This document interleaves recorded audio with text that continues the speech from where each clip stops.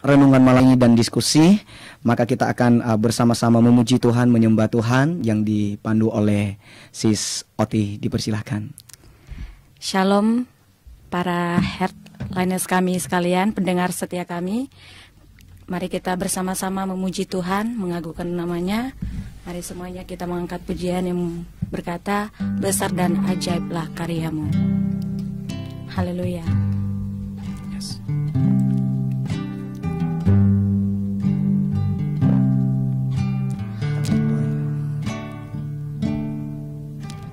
Besar dan ajaiblah karyamu, adil dan benarlah jalanmu, Raja segala bangsa yang Maha Kuasa.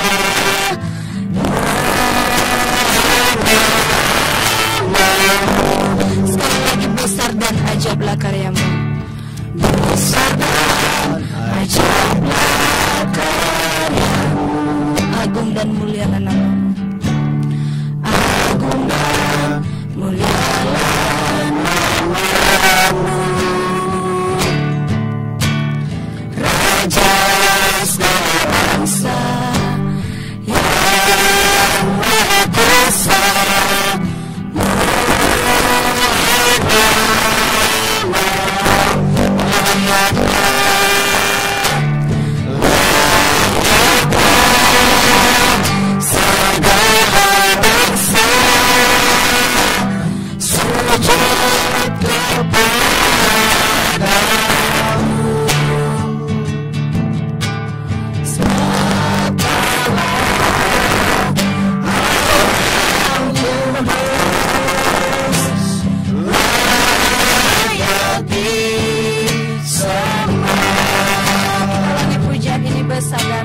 Ajaiblah karyamu, haleluya.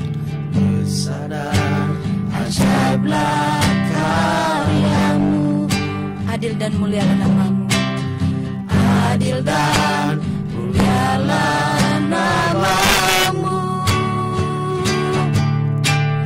Raja segala bangsa yang Maha Kuasa.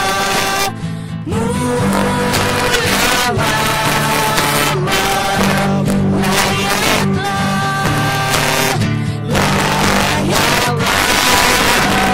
segala bangsa, sujud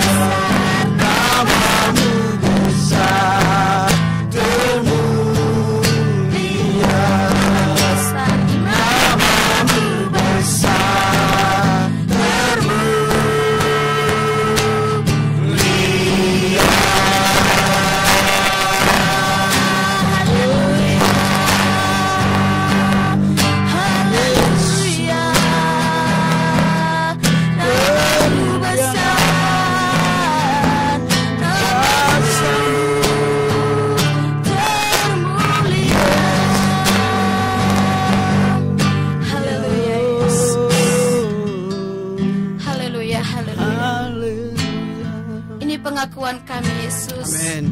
bahwa namamu termulia. Yes. Engkau Allah yang besar, Engkau Raja di atas segala raja. Amin. Engkau layak menerima pujian dari kami. Engkau layak menerima hormat kemuliaan bagi namamu. Kami percaya Tuhan bahwa Engkau hadir di tengah-tengah kami pada saat ini. Engkau memberkati kami di tempat ini, Bapa di surga. Bapa di surga, kami serahkan di dalam tangan-Mu acara kami pada saat ini, yaitu kami mau mendengarkan kebenaran firman-Mu, dan kami mau juga Tuhan Yesus berdiskusi lewat Headliners pada saat ini. Kami berdoa juga para pendengar kami yang setia pada malam hari ini. Tuhan memberkati kehidupan mereka, Tuhan menjaga memelihara kehidupan mereka. Biarlah apapun yang kami bicarakan pada saat ini Bapa, yang kami sampaikan bisa menjadi berkat bagi kehidupan mereka. Mereka mendapat hikmat-hikmat baru yang berasal dari Allah. Terima kasih Tuhan, Kau memberkati kami, host kami, dan narasumber pada malam hari ini. Tuhan tolong, Tuhan memberkati semua. Kiranya Engkau yang campur tangan, Engkau yang berkuasa dan berotoritas penuh atas kehidupan kami. Di dalam nama Yesus kami membuka acara kami pada malam hari ini, dan kami siap mendengarkan kebenaran firman-Mu. Haleluya. Amin. Amin. Oke, langsung saja kepada Bro Ali untuk membawa renungan singkat malam ini. Haleluya, puji Tuhan. Shalom, Salam. Bapak Ibu pemirsa dimanapun berada pada malam hari ini, yang mendengarkan siaran secara langsung baik lewat YouTube maupun dengan radio online di 100.6 ya. Pada malam hari ini saya membawakan sebuah renungan singkat yang tertulis dalam Ayub pasal 1 ayat 20 sampai 22. Begini bunyi firman Tuhan, maka berdirilah Ayub, lalu mengoyak jubahnya dan mencukur kepalanya, kemudian sujudlah ia dan menyembah, katanya, dengan telanjang aku keluar dari kandungan ibuku, dengan telanjang juga aku akan kembali ke dalamnya. Tuhan yang memberi, Tuhan yang mengambil, terpujilah nama Tuhan. Dalam kesemuanya itu Ayub tidak berbuat dosa dan tidak menuduh Allah berbuat yang kurang patut. Bapak Ibu Saudara yang dikasihi Tuhan, pemirsa di malam hari ini, saya membagikan renungan singkat ini, di mana saya memberikan judul bahwa kita bertemu Tuhan dalam kehilangan. Sekali lagi, bertemu Tuhan dalam kehilangan. Saat ini mungkin kita mengalami suatu persoalan. Bahkan saat ini kita melihat begitu banyak persoalan yang dilanda oleh setiap manusia. Salah satu adalah COVID-19. Inilah yang menjadi sebuah persoalan di dalam kehidupan kita. Namun malam hari ini saya mengajak Bapak Ibu pemirsa dimanapun berada, mari kita bertemu Tuhan dalam kehilangan, di dalam kesengsaraan, di dalam kita mengalami suatu peristiwa persoalan. Mari kita bertemu dengan Tuhan.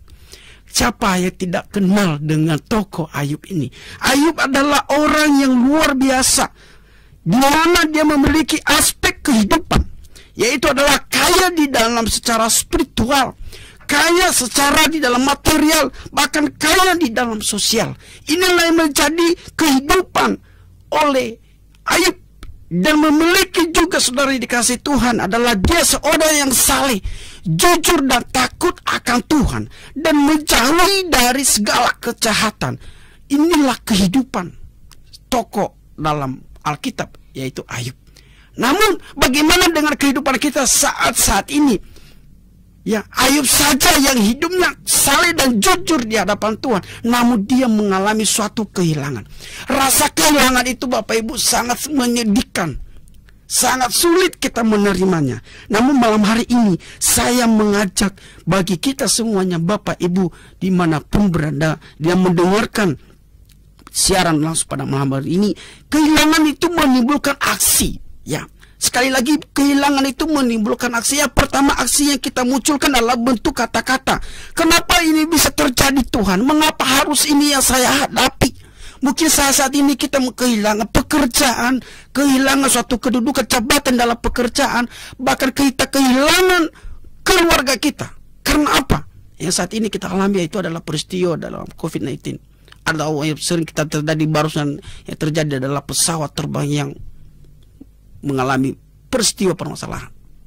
Nah, itu mungkin kita menyampaikan muncul karena kata-kata tersebut. Yang kedua, ada aksi yang muncul dalam bentuk menangis Tuhan. Entah itu karena putus cintakah, karena kematian, karena pencurian, bahkan karena kebakaran. Inilah timbul aksi yang muncul, ya, ketika kita mengalami suatu kehilangan. Nah, ini aksi-aksi yang tumbuh, saudara dikasih Tuhan. Dan yang ketiga adalah aksi yang tumbuh dalam bentuk tindakan, ya. Tindakan apa? Mungkin bunuh diri, gantung diri dia. Bahkan menjauh dari Tuhan, lari dari Tuhan, bahkan meninggalkan Tuhan. Itu yang ketiga, aksi yang muncul ketika kita mengalami suatu kehilangan tersebut. Namun kita menyerahkan hidup kita kepada Tuhan, pastilah Tuhan akan menjawab setiap persoalan kita.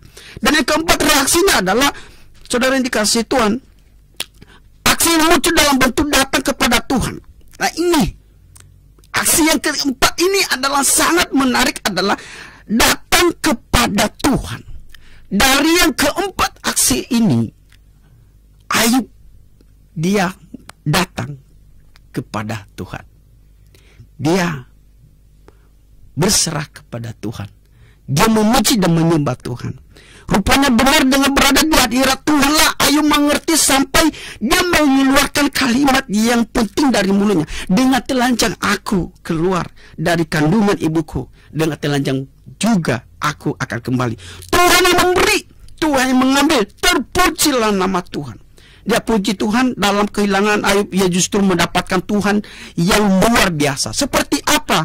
Ya, seperti apakah Tuhan yang Ayub mengerti ketika ia sedang mengalami kehilangan itu? Sama halnya dengan kehidupan kita saat ini. Mungkin kita mengalami suatu hal yang kehilangan. Mari kita bertemu di dalam Tuhan, di dalam situasi apapun. Dengan cara apa? Kita harus mengerti, yaitu apa yang harus kita lakukan dalam kehilangan Ayub itu. Dia mengerti bahwa Tuhan yang menciptakan, Tuhan juga yang mengembalikan. Ya, amin Bapak Ibu dimanapun berada ya. Yang pertama adalah Tuhan menciptakan, Tuhan juga yang mengembalikan. Artinya kehidupan Ayub setelah dia mengalami suatu kehilangan, dia kembali seperti semula. Ya, karena apa? Dia mengambil aksi yang muncul di hadapan Tuhan dengan datang di hadirat Tuhan. Ujungnya adalah bahwa setiap kehidupan kita kembali kepada Tuhan dalam Alkitab bisa dimengerti di dalam beberapa sudut pandang. Pandangnya dalam sudut pandang itu yang pertama adalah bertobat. Ya, percaya kepada Yesus sebagai juru selamat pribadi kita. Ya, yang kedua adalah panggilan Tuhan untuk membangun rohani. Dan yang ketiga adalah meninggal dan harus kembali kepada Tuhan. Ya, meninggal dan harus kembali kepada Tuhan. Di dalam arti kesemuanya itu adalah ingin kita kembali kepada Tuhan. Ya, yang kedua adalah bagaimana kita bertemu Tuhan di dalam kehilangan Bapak Ibu. Ya, dikasih Tuhan Yesus Kristus pada malam hari ini.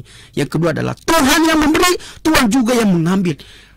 Ayub menunjukkan bahwa semua yang kita miliki itu adalah pemberian yang berupa titipan atau pinjaman sementara.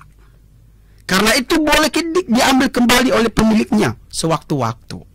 Maka sebenarnya ketika titipan atau pinjaman itu diambil, walaupun dengan berat hati sebenarnya kita tidak kehilangan. Karena semua itu bukan milik kita, Bapak Ibu dikasih Tuhan. Kita hanya mengembalikannya. Dengan demikian haruslah kita sadari bahwa kita hanyalah seorang pengelola saja. Harta adalah titipan Tuhan, keluarga adalah titipan Tuhan, jemaat adalah titipan Tuhan. Semuanya adalah titipan, bukan milik kita. Hanya dengan pengertian tersebut kita berani melepaskan uang yang ada pada kita untuk Tuhan, melepaskan anak kita untuk menjadi hamba Tuhan, dan melepas orang yang kita kasih kembali kepada Tuhan. Langkah yang ketiga, bagaimana supaya kita bertemu Tuhan di dalam kehilangan ini, adalah Tuhan adalah Allah yang layak dipuji. Pujian yang sangat luar biasa pada malam hari ini bagi kita Bapak Ibu yang dikasih Tuhan, yang disampaikan oleh, yang dibawakan oleh teman-teman kita tadi adalah Tuhan adalah Allah yang layak dipuji.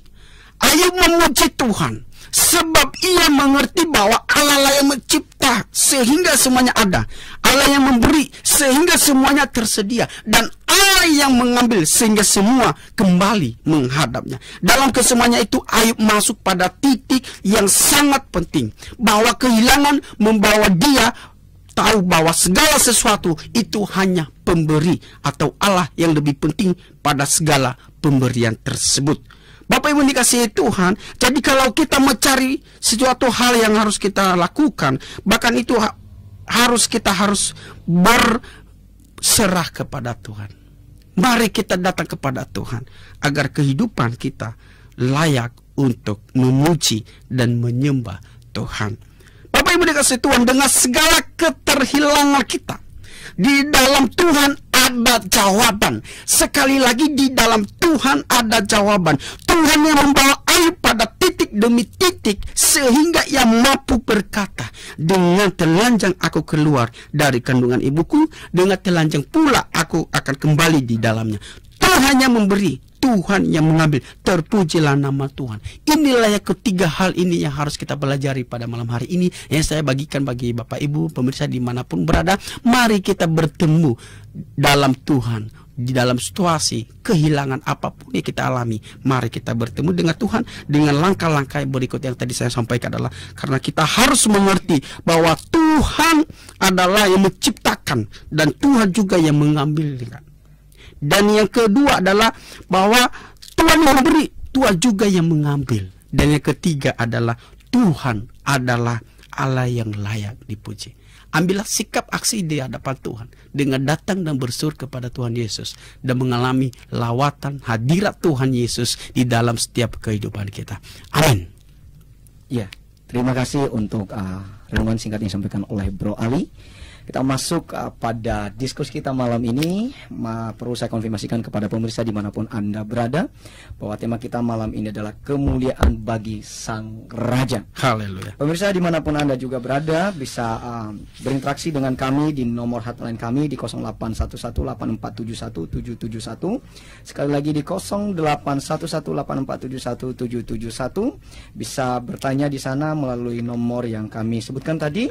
Dan live malam ini bisa juga menonton di YouTube, di Instagram, dan juga FB di Hotline Network. Nah, malam ini pemirsa ada dua narasumber saya mau sapa dulu. Narasumber yang kedua ini ada di sebelah kiri dan ada sebelah kanan saya. Ada Sis dan ada Bro. Satu laki, satu cowok. Saya diampik satu cewek malam ini, satu cowok begitu. Oke, halo, salam, apa kabar Sis? Halo, shalom brother. Puji Tuhan. Puji Tuhan, baik ya. Cantik sekali malam ini ya. Memang begitu ya, anak Tuhan, seperti itu ya. Amin. Nah, ini Bro Ali, apa kabar? Haleluya, baik, puji Tuhan. Puji Tuhan ya. Sepertinya ganteng banget ya. Amin. Kamu ini sekarang ya. Wah, luar biasa karena di rumah terus. Ini karena COVID-19 ini, jadi kita lebih banyak diam di rumah, menjaga diri, jaga. Jadi kita juga jangan lupa berdoa ya, tetap. Amin. Spirit kita itu ke Tuhan itu selalu membangun komunikasi dengan Tuhan. Amin. Jadi malam ini pemirsa, sekali lagi kami konfirmasikan bahwa tema kita malam ini adalah kemuliaan bagi Sang Raja. Dan saya mencoba untuk berdiskusi dengan kedua narasumber kita malam ini, karena memang tema ini adalah tema Natal kita yang akan diadakan pada tanggal 17 Januari ini pada hari Minggu di jam 4 sore sampai dengan selesai. Saya mau ke Bro Ali dulu ya. Amin. Oke ya, ke Bro Ali. Bro Ali, kan tema kita malam ini adalah kemuliaan bagi Sang Raja. Ada dua kalimat yang sangat kita bahas malam ini, yaitu kemuliaan dan Sang Raja. Amin. Nah, kalau boleh tahu apa sih yang disebut dengan kemuliaan ini dalam perspektif teologi? Coba dijelaskan kepada pemirsa sedetail mungkin, boleh. Haleluya. Ya. Terima kasih Brother Erik ya, yang sudah memberikan kesempatan bahwa tema kita pada malam hari ini kemuliaan bagi Sang Raja. Yes. Ya. Saya ambil dalam ayat firman Tuhan Lukas pasal 2 ayat 14. Di situ dikatakan kemuliaan bagi Allah di tempat yang maha tinggi dan damai sejahtera di bumi di antara manusia yang berkenan kepadanya. Ya, di dalam Alkitab arti kata kemuliaan itu bisa dikatakan glory, ya, atau dalam bahasa Ibraninya, ya, itu kabod. Ya, di mana artinya adalah mulia, agung, makmur, berlimpah. Dalam bahasa Yunani itu semarak atau kecemerlangan, ya, kemasyuran. Nah, khusus ini kita melihat dalam Lukas tadi yang saya bacakan bagi kita adalah bahwa kemuliaan bagi Allah di tempat yang maha tinggi dan damai sejahtera di bumi di antara manusia yang berkenan kepadanya. Ada tiga yang perlu kita perhatikan di situ. Kemuliaan seperti doksologi, atau dari kata dokso, ya. Ini digunakan untuk menjelaskan beberapa hal yang penting, yaitu kemuliaan ini berdasarkan 3 hal ini, yaitu adalah sifat dan tindakan Tuhan dalam manifestasi dirinya sendiri. Dan yang kedua adalah karakter dan cara Tuhan. Karakter dan cara Tuhan seperti yang diperagakan melalui Kristus dan melalui orang percaya. Dari keadaan penuh berkat di mana orang percaya untuk selanjutnya masuk menjadi serupa dengan Kristus. Wow. Ini dalam kumpas dalam Alkitab dalam Lukas 2 ayat 14 ini. Inilah arti dari kemuliaan ini. Kalau kita melihat bahwa kemuliaan ini ditegas bahwa kalimat kemuliaan itu dari dan untuk Tuhan pencipta langit dan bumi. Ya, ini merupakan prinsip yang harus dimengerti dari setiap umatnya. Ya, diciptakannya, ya. Manusia dalam kemuliaan Allah itu hadir menjadi berkat, ya. Nah, ini tertarik pada malam hari ini salah satu moto, ya, dalam CWCC Charismatic Worship Center itu adalah hidup memuliakan Tuhan, ya. Hidup memuliakan Tuhan yang mulai dari apa? Sifat dan tindakan Tuhan itu memanifestasi diri kita sendiri. Dan yang kedua adalah bagaimana karakter dan cara Tuhan itu turun dalam kehidupan kita untuk menjadi serupa dengan Kristus. Jadi kemuliaan ini adalah satu sifat atau karakter Tuhan, yes, untuk umatnya. Ya. Nah, kalau kita lihat, kalau kita flashback ini, jadi berapa ribu tahun yang lalu, 2000 tahun yang lalu, Tuhan telah hadir di dunia ini, menjelma menjadi manusia. Ya. Yang tadinya Allah itu adalah transenden, yang Ya. tadinya itu adalah Allah itu tidak bisa dilihat betul. wujud Ya. seperti apa, tetapi kita bisa melihat bahwa dia bisa lahir dan dia bisa ada di dunia ini sesuai dengan yang bisa dinikmati atau dilihat diraba oleh manusia, yaitu Ya, betul. Yesus Kristus sendiri. Yesus Kristus. Nah, Bro Ali, kemuliaan ini apakah kemuliaan ini ketika dia sudah memberikan kita anaknya yang tunggal itu, yaitu Yesus Kristus, dia sudah menjelma, dia sudah memberikan yang bentuknya adalah kasih untuk dunia ini. Yes. Apakah kemuliaan itu layak bagi dia atau tidak? Kalau kita boleh ngomong begini, oh, kemuliaan bagi sang raja, apakah layak untuk dia atau tidak?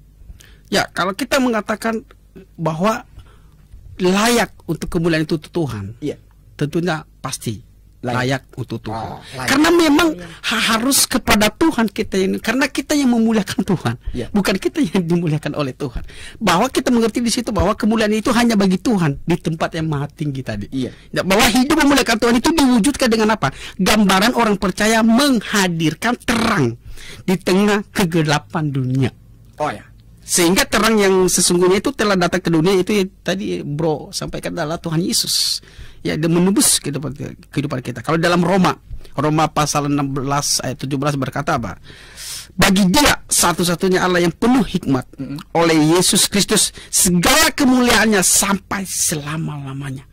Jadi ruang kemuliaan bagi dia itu tidak hanya sesaat atau sedikit, tetapi kemuliaan bagi dia itu tidak terukur dan tidak bisa diselami oleh pikiran manusia. Betul. Untuk dia. Untuk dia. Oke, terima kasih. Nah, ini saya mau ke sebelah kanan Ya. dengan Sis Oti. Haleluya. Sis Oti, ini ada 2 tadi kalimat yang saya sorot adalah kemuliaan dan sang raja ini. Nah, sang raja ini kan identik dengan pribadi seseorang. Betul. Ya, pribadi dengan seseorang. Nah, sang raja ini kenapa sih sampai dikatakan bahwa kepribadian Yesus itu layak untuk dia, bahwa dia adalah sang raja? Ada apa sih dengan sang raja ini? Kenapa sampai disandingkan bahwa gelarnya ini sang raja? Memang ada banyak gelar yang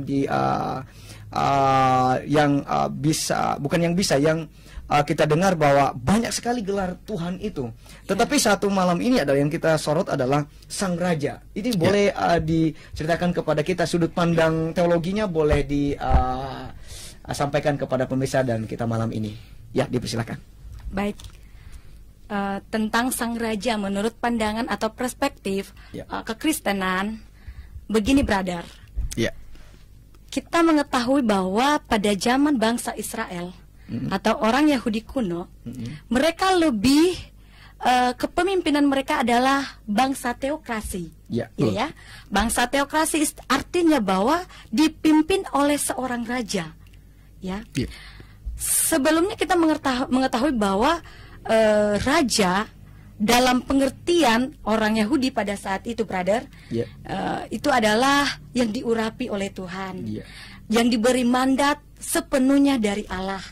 Kemudian raja itu juga adalah orang yang dipakai Tuhan untuk mengerjakan pekerjaan-pekerjaan Tuhan. Itu yang menurut pandangan orang Yahudi pada saat itu, brother. Nah, untuk pemirsa kami sekalian juga, seperti itu awal dari raja ini sebenarnya. Sebelumnya bangsa Israel ini menuntutlah seorang raja. Karena kenapa? Karena Tuhan terlebih dahulu sudah menjanjikan bahwa akan ada seseorang yang akan berkuasa atas bumi ini. Ya, sebelumnya itu lebih diidentik kepada pengharapan mesianik. Ya, brother ya, pengharapan mesianik. Jadi sebelumnya orang bangsa Israel ini sangat mengharapkan sosok mesianik itu atau sosok seorang raja itu yang akan ada secara wujud, ya, secara fisik. Karena kan raja itu identik dengan subjek, ya, brother ya, orang pribadi, ya.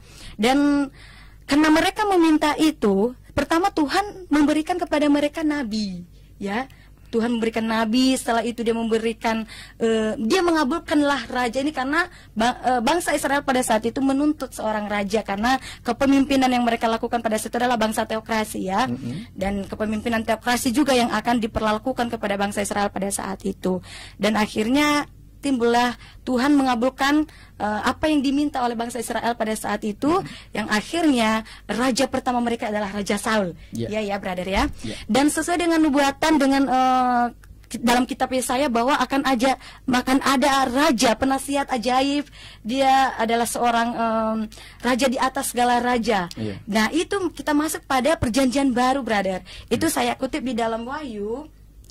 Di dalam Wahyu pasal 17 ayat 14. Ya, saya akan membuka Alkitab saya dulu, ya. Oh ya, silakan Alkitab. Oke. Di dalam Wahyu. Duh.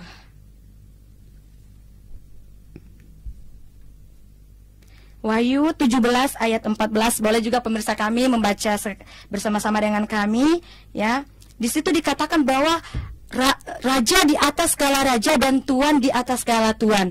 Artinya King of Kings, ya, atau Lord of Lords. Berarti tidak ada raja di atas segala raja selain Yesus Kristus yang sudah menjelma tadi menjadi manusia. Seperti itu, brother. Jadi dia dikatakan layak raja karena kepemimpinan pemerintahannya, tidak ada pemerintah tertinggi selain Yesus Kristus sendiri. Amin. Oh ya. Jadi kalau boleh saya lihat dalam pemaparan sis tadi bahwa sang raja ini sebenarnya bahwa bukan hanya pada saat ketika nyata di bumi ini, tetapi sebelum dunia ini pun jadi, bahwa sudah ada nama itu. Dan itu dia layak dia terima hal itu.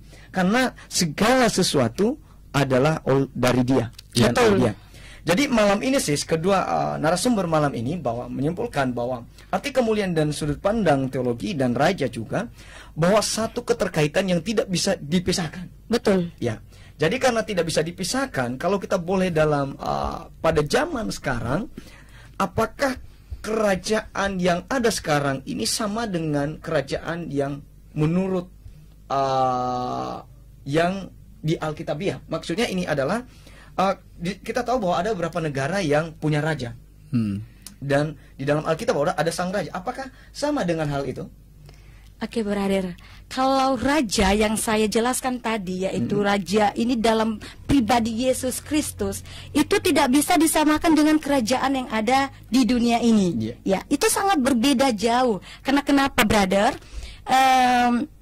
raja di dalam Alkitab ataupun raja di atas segala raja yang sudah saya jelaskan tadi, dialah pemilik kehidupan. Amin. Dialah pemerintah tertinggi. Tidak ada satupun yang bisa menentang pemerintahannya, dan tidak ada seorang pun yang bisa mengalahkan kekuasaannya. Jadi kalau raja yang ada di bumi ataupun di dunia ini itu adalah hanya wakilnya Allah, ya. Bisa jadi wakilnya Allah gitu. Jadi tidak bisa disamakan antara raja yang ada di bumi dengan raja yang ada di dalam Alkitab seperti yang saya jelaskan tadi, yaitu juru selamat kita sendiri. Oh, ya. Jadi, Jadi punya perbedaan yang sangat jauh ya. Betul. Artinya bahwa mungkin sama-sama kalimat itu raja, tetapi raja yang menurut di dalam Alkitab sang raja itu yang disandingkan kepada Yesus itu adalah tidak bisa dibandingkan dengan raja yang ada di bumi ini, kepemimpinan raja. Jadi jauh lebih tinggi dari itu karena dia yang memiliki itu segalanya. Nah, saya mau ke Bro Alo nih. Ini seputar tentang kemuliaan tadi, Bro. Amin. Kemuliaan ini kan hanya tertuju dan yang menerima kemuliaan ini adalah hanya kepada Allah saja, melalui pribadi Yesus Kristus. Nah, kita tahu bahwa tanggal 17 ini Januari ini kita akan mengadakan Natal di CWCC. Saya dengar begitu ya. Dan kalau kita boleh tahu bahwa bagaimanakah respon kita sebagai orang Kristen supaya kita bisa memuliakan Tuhan itu? Iya, baik. Terima kasih brother ya. Bagaimana respon kita untuk memuliakan Tuhan? Ya, kalau kita melihat dari kemuliaan ini adalah salah satu bentuk kemuliaan Tuhan itu melalui inkarnasi ya. Inkarnasi ya. Di mana inkarnasi ini dikatakan bahwa kita harus, Kristus itu ditetapkan untuk berhak mewarisi sesuatu. Yang pertama, dan yang kedua, Kristus itu ditetapkan menjadi pencipta segala sesuatu. Dan yang ketiga adalah Kristus ditetapkan menjadi penopang segala sesuatu. Nah, tadi brother sampaikan bahwa bagaimana bagaimana kita bisa untuk memuliakan Tuhan itu dan ini. Nah, saya sampaikan ada 3 hal. Nah, dengan apa kita memuliakan Allah? Sekarang kita itu masuk bagian terakhir kalau saya sampaikan ya. Kalau dalam kemuliaan ini yang memuliakan Tuhan itu, kalau saya simpulkan tadi bahwa inkarnasi ya. Inkarnasi, dan saya akan membahas dengan ringkas itu dengan 3 hal. Apa yang kita memuliakan Allah itu, dan dengan siapa dan bagaimana kita memuliakan Tuhan itu. Yang pertama adalah dengan hidup yang ada, hidup yang diciptakan. Hidup kita ini kita berikan kepada Tuhan. Dan yang kedua adalah dengan pengalaman penebusan. Kita tahu bahwa Allah menebus hidup kita. Ya, kita memuliakan Allah. Ya. Dan yang ketiga adalah dengan perbuatan dan kesempatan untuk kita bersaksi. Dan yang terakhir di dalam kesengsaraan dan dengan mulut kita mau memuji dan memuliakan Tuhan, brother. Ya, kita perlu menderita bagi Tuhan. Kenapa? Supaya kita bisa mendapat kemuliaan. Kenapa? Dengan alasan kenapa? Sebab itu waktu kita menderita bagi Tuhan, ya, biarlah kita memakai mulut kita untuk memuliakan Allah. Kenapa saya katakan begitu? Pada waktu penganiayaan, mungkin ya, kita tetap harus memuliakan Allah. Puji Tuhan, ya. Atau misalnya dalam perjalanan disenggol, misalnya kendaraan, oh puji Tuhan, memuliakan Tuhan. Ya, ada dalam seumur hidup kita harus memuliakan Tuhan. Siapa yang akan memuliakan Allah itu? Mungkin saudara berkata orang-orang yang pandai menyanyi atau yang sering berkhotbah. Tidak. Jika hanya orang yang berkhotbah yang menyanyi memuliakan Allah, ya, maka hanya segelintir orang Kristen di mimbar saja yang bisa memuliakan Tuhan. Setiap orang Kristen itu harus dapat memuliakan Allah dengan kesaksian hidupnya. Ya, masyarakat mengetahui bahwa kita adalah orang Kristen. Ya. Kita tidak bisa omong kosong saja. Kita harus melakukan semuanya itu dengan memuliakan Tuhan. Nah, inilah yang harus kita lakukan. Di dalam ini harus kita mempermuliakan Tuhan itu dengan kehidupan kita. Ya, dalam kehidupan kita keseharian ya. Tadi dikatakan bahwa sifat dan karakter Kristus itu harus ada di dalam kehidupan kita. Jadi kalau kita memuliakan Tuhan itu karena dia layak untuk dimuliakan, tapi melalui hidup kita. Nah, melalui hidup kita. Ada pernah dengar dan pernah baca bahwa memuliakan Tuhan tidak hanya bicara tentang perkataan, tetapi tindakan juga. Tidak hanya tindakan juga, tetapi pikiran kita juga. Dan bukan hanya tindakan saja, tetapi artinya bahwa seluruh totalitas hidup kita hanya untuk memuliakan Tuhan. Seperti itu ya, bro ya.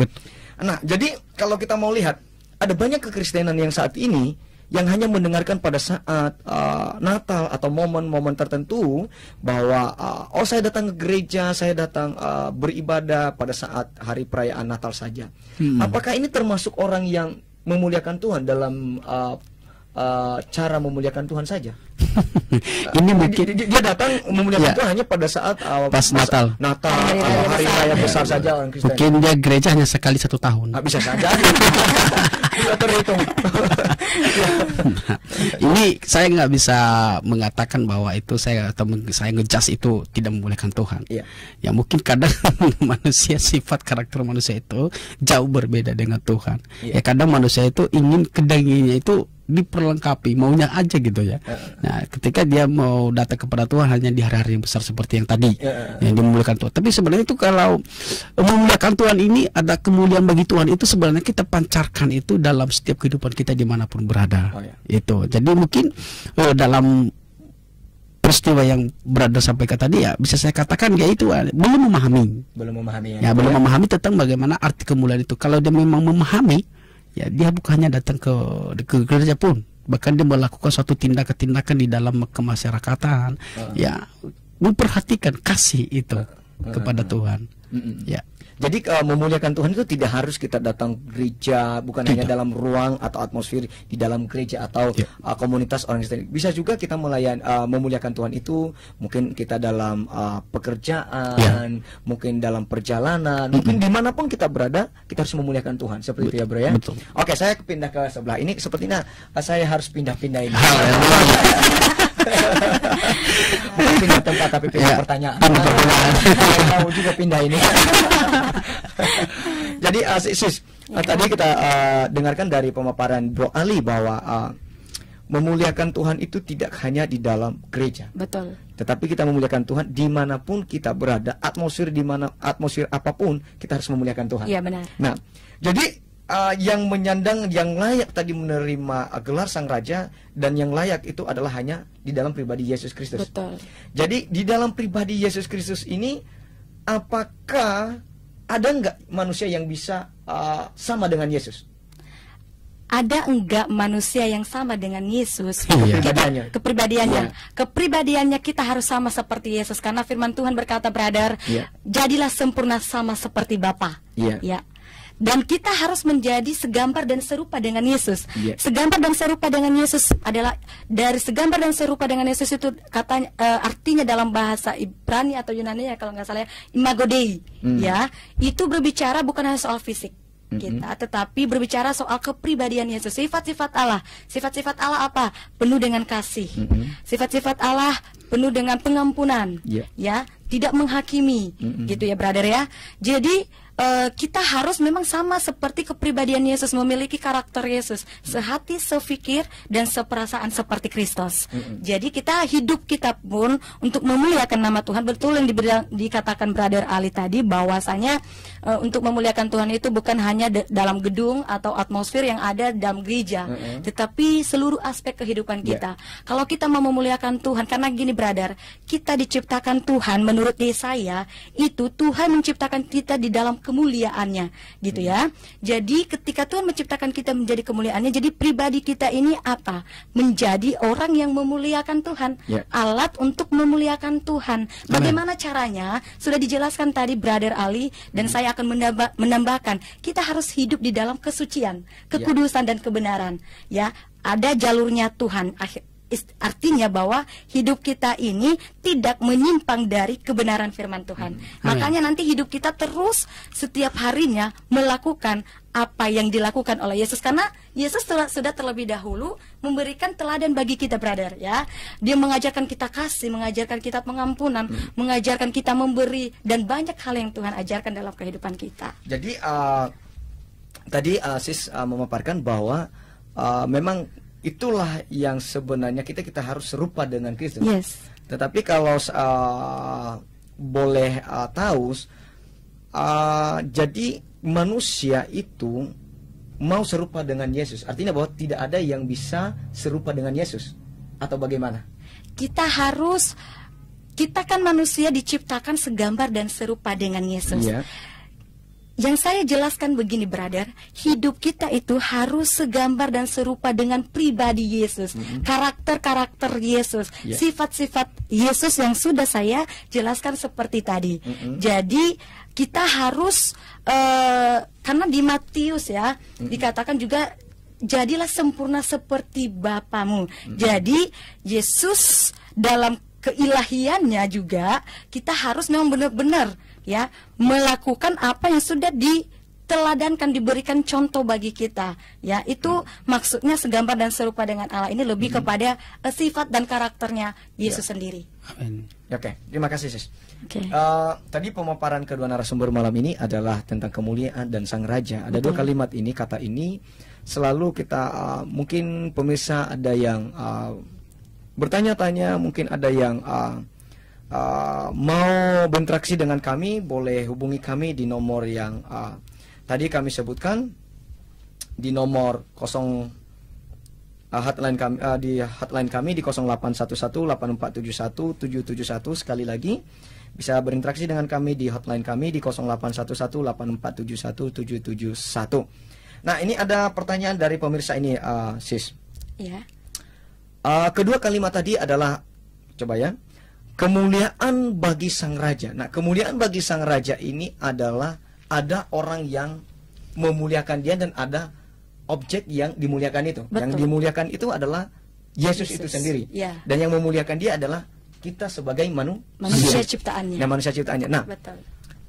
kalau kita lihat, lihat bahwa banyak yang tidak percaya kepada Yesus. Ya. Ada banyak. Ya. Ada banyak yang tidak percaya kepada Yesus. Nah, bagaimana kita sebagai orang yang percaya kepada Yesus untuk menjangkau mereka sehingga mereka bisa bersama-sama dengan kita memuliakan Tuhan? Boleh dijelaskan, Bro Ali? Ya. Ya. Salah satunya simpel saja. Datang kepada Tuhan. Ya. Yang pertama. Kedua, jangan lupa datang ke gereja CWCC aja. Supaya Anda dapat di situ. Di situ apa? Itu tentang bagaimana kamu bisa enggak ya? Ya. Daya enggak kepada Tuhan? Ya. Atau misalnya percaya enggak sama Tuhan Yesus? Di situ Anda dipulihkan. Ya. Ya, ketika engkau membawa hidupmu di hadapan Tuhan, ya pasti segala sesuatu Tuhan tolong. Itu yang pertama. Dan yang perlu kita perhatikan bagaimana, kenapa sih banyak orang yang tidak percaya kepada Tuhan, atau misalnya dengan ini mungkin salah satu ya persoalan yang harus kita perhatikan, yaitu yang harus kita lihat, yaitu kita harus, dari tadi udah saya sampaikan bahwa inkarnasi ini dalam kehidupan kita juga, kepribadian kita, karena itu yang dilihat orang. Ya, terutama itu yang harus kita perhatikan. Marilah kita implementasikan itu sesuai dengan kebenaran firman Tuhan. Jadi jangan lari dari standar-standar yang harus kita berikan atau kita berikan untuk kepada Tuhan. Ketika orang pun melihatnya, maka tertarik. Misalkan nih, brother misalnya pengen suatu makanan itu, bagaimana makanan itu bisa brother bisa dapatkan? Ya harus melihat ini, kayaknya makanan ini harus bagus, kayak bagus nggak, benar nggak ini? Nah, dimilah-milah dulu lah. Dipilah ya? Ya, dipilah dulu. Oke. Nah, itu kita harus lakukan. Dan tentu saya bilang tadi adalah datang aja ke CWCC. Gereja supaya dapat pembelajaran yang di sana. Di sana ada konseling kan? Iya. Kenapa disinggung cewek-cewek, kita beralih karena memang ada beberapa yang kita bahas. Kita masuk dalam pertanyaan terakhir. Ya. Boleh Bro Ali, karena ini Bro Ali ini adalah salah satu pelayan atau fasil di CWCC yang di dalam divisi pemuda ya, pemuda. Jadi boleh ceritakan kepada pemirsa mungkin siapa saja yang mau bergabung, yang dekat dengan tempat gereja kita, beribadah kepada Tuhan, bisa diceritakan atau dikonfirmasikan bahwa kita ada kegiatan apa saja di pemuda itu sih? Ya. Boleh, ya. Oke. Terima kasih brother. Memang di CWCC Charismatic Worship Center Community ini adalah masih awal dan mula, dan di situ kita sangat-sangat membutuhkan banyak orang-orang yang mau memberikan hatinya untuk datang kepada Tuhan. Itu yang pertama. Ya. Jadi yang mau bersetia, mau melayani Tuhan, ayo bersama-sama kita melayani di CWCC. Dan di sana ada banyak kegiatan-kegiatan, ya salah satu nanti hari Minggu ini kita melaksanakan perayaan Natal. Yang pertama. Yang kedua, dalam CWCC ini udah banyak kegiatan-kegiatan dalam setiap divisi-divisi. Ada mulai dari komsel, ibadah komsel, dan ada juga dalam CWCC ini doa dari setiap tim, ya, tim fasilitator, ada juga tim dalam pastoral, dan juga ada kita pelatihan. Ya, pelatihan ini nanti kita laksanakan itu bagaimana kita melatih, misalnya bukan melatih orang harus menjadi kudus, tidak, tapi melatih bagaimana bisa berkarya untuk Tuhan, memuliakan Tuhan melalui talenta yang ada, mungkin bernyanyi, mungkin mau melayani Tuhan dengan apa? Saya mau jadi singers. Ya, kita melakukan pelatihan tersebut. Oke. Nah, ada banyak. Oke, tadi kita sudah buka hotline kita. Ada pertanyaan dari hotliner ini. Ya. Ini saya Tuti, Taman Permata Sektor 7. Siap. Wah, ya. Ya, terima kasih Bu sudah berinteraksi dengan kami. Pertanyaannya begini. Saya pengen tanya gitu loh. Ya. Katanya, apakah saya bisa sempurna seperti Yesus? Rasanya saya nggak bisa seperti Yesus. Boleh dijelaskan ini. Ya, ini Ibu Tuti yang tanya ini dari Permata Sektor 7. Mungkin dari sis ini dulu ya. Mungkin bagaimana? Ya, karena Ibu Tuti ya. Ibu Tuti. Nah, ini jalan Ibu juga nih. Ya. Jadi pertanyaannya gini, sis. Saya pengen tanya nih. Ini apakah saya bisa sempurna seperti Yesus? Rasanya saya nggak bisa seperti Yesus. Jelaskan kepada Ibu ini. Silakan. Ya, selamat malam Bu Tuti. Iya. Luar biasa pertanyaannya ya. Ya. Apakah saya Sama. Saya bisa sempurna? Ya. Bisa sempurna seperti Yesus? Begini brother dan kepada pemirsa kami sekalian, kita mau menjadi serupa dengan Yesus. Dalam kodratnya dulu kita memang tidak sama ya, karena kita adalah ciptaan Allah. Yes. Ya, kita diciptakan oleh Tuhan, tetapi kita harus menjadi sempurna seperti Bapa itu di dalam, saya sudah menjelaskan tadi, di dalam kepribadian Yesus sendiri. Kita harus menjadi melakukan ataupun melakukan teladan-teladan yang sudah dicontohkan kepada kita oleh Yesus sendiri. Kita melakukan firman-Nya, kita hidup di dalam kebenaran, hidup di dalam kesucian, kekudusan. Untuk menjadi sempurna sama seperti Kristus, kita terus belajar. Itu brother ya, kita terus belajar memperbaharui hidup, memperbaharui diri dari karakter-karakter kita yang sebelumnya yang kita rasa kurang berkenan di hadapan Tuhan. Maka sekarang kita mau terus ya memperbaharui diri kita, menyadari setiap apa yang tidak sesuai dengan kehendak Tuhan menjadi perbuatan yang menyenangkan hati Tuhan. Oke, terima kasih. Bu Tuti sudah terjawab ya. Kalau belum bisa puas akan pertanyaan ini, masih ada, kami buka hotline kami di nomor yang kami sebutkan tadi. Silakan berinteraksi dengan kami. Dan seperti yang disampaikan oleh narasumber kami malam ini, narasumber kita malam ini, bahwa tidak ada yang sama seperti Yesus, tapi kita belajar untuk bisa sama seperti Yesus, karena itulah firman Tuhan yang Ia sampaikan kepada kita. Ya, betul. Ya. Memang tidak harus sama dengan Kristus. Kalau kita melihat ya, kita harus segambar dan serupa dengan Kristus. Artinya apa? Tidak memang harus kalau ini harus kita luruskan supaya kita jangan melihat apa, saya kayaknya saya harus sama dengan Yesus, mulai dari matanya, rambutnya. Tidak. Saya bisa nggak ya sama seperti Yesus? Sebenarnya itu dari pertanyaan yang sangat mudah sekali. Bagi saya bisa kalau kita melakukan dengan apa? Bukan menjadi seperti Yesus Kristus ya. Mau ini, tapi dalam setiap tindakan.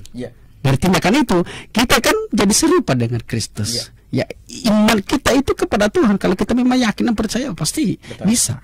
Betul. Ya, bukan berarti jadi Yesus ya, tidak. Harus kehidupan kita, pola kehidupan kita masing-masing. Jadi pemirsa, bahwa sama seperti Yesus itu kita harus buktikan melalui pikiran kita, ucapan kita, tindakan kita. Dan perlu diketahui bahwa pemirsa, kita sama seperti Yesus itu, tindakan kita, ucapan kita, tindakan kita, pemikiran kita, kita harus dengan bijak, dengan baik, benar, dan tentu saja ada koridor yang harus kita ikuti, yaitu firman Tuhan. Betul. Ya, seperti itu ya. Nah, karena kita masuk dalam penghujung acara, sebentar lagi kita akan mengakhiri diskusi kita malam ini, acara kita malam ini yang dipersembahkan oleh CWCC di 5 Roti 2 Ikan. Ada closing statement dari Bro Ali, dipersilahkan.